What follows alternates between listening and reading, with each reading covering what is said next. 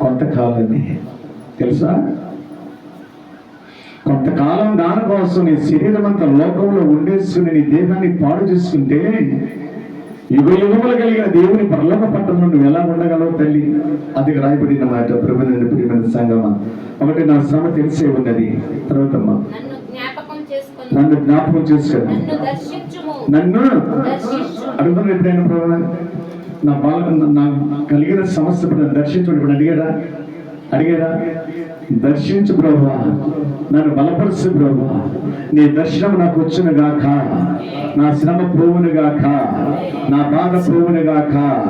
ఈ లోకంలో ఉంటున్న దాన్ని ప్రభు ఆశించుట కంటే ప్రభు లోక రక్షకుడిని యేసుతో ఉండబడును గాక. నా బాధ ప్రభు చూసి ప్రభు నన్ను బలపరచబడును గాక. ఉదయకాలంలో ఏ సమస్యతో నువ్వు ఆలోచించు. శరీర సౌఖ్యమా ఆలోచించము, ఆత్మ ఆనందమా నిదానించు. రెండింటిని దేవుడి చేతిలో పెట్టాడంటే మళ్ళీ పెట్టాడు కదా, పెట్టడు. నీ ఛాయిస్.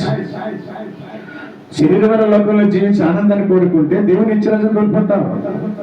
లేదు, ఉన్నంతకాలం బ్రతుకుతాము, వాక్యానుసారంగా ఏ శ్రమ వచ్చిన ప్రభుని అడిగి ఉన్న దాంతో జీవిస్తే ప్రభునందు ప్రియమైన సంగమా, శ్రమ లేని రాజ్యము, బాధ లేని రాజ్యము, ఆనందకర సంతోష పర్లాటాన్ని గిఫ్ట్ గా దేవుడు ఇవ్వబోతున్నాడు. హల్లెలూయా. రెండింటిని కంపేర్ చేసుకుంటున్నా. చదువు. ఎవరిని హింసించేది? సాతాన్ని హింసిస్తాడు ఎప్పుడు. ప్రభువులో ఉండే భక్తులు ఎంతకాలం ఉండే భక్తులు ఇచ్చి ఎన్ని బాధపడుతున్నాయి, నీకు కావాల్సిన నీడ్స్ అవసరతలు కావాలి. హింసిస్తాడు ఎప్పుడు కూడా సార్.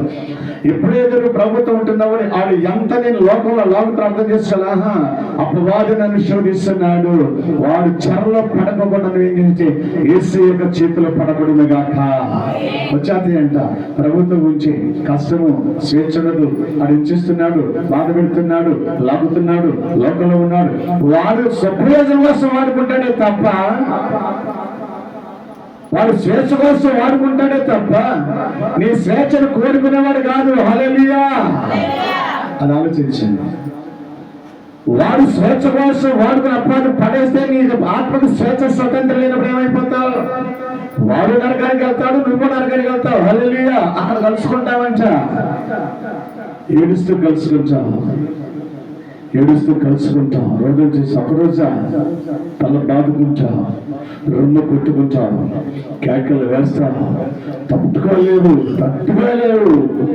నీ లోక స్నేహంతో ఉన్న నీ జీవితంలో వాడు కూడా లోకంలో ఉండదు. ఎవడు? అపవాది కూడా ఉంటాడు తెలుసా. సాతాను కూడా ఉంటాడు. వాడు సాతాను సమూహం కలిగి ఉంటున్నారు. సాతాను స్వభావం కలుగుని ఆత్మ సంబంధంలో నేను చెరబట్టి లాగిన వాడు కూడా ఉంటాడు. హల్లెలూయా.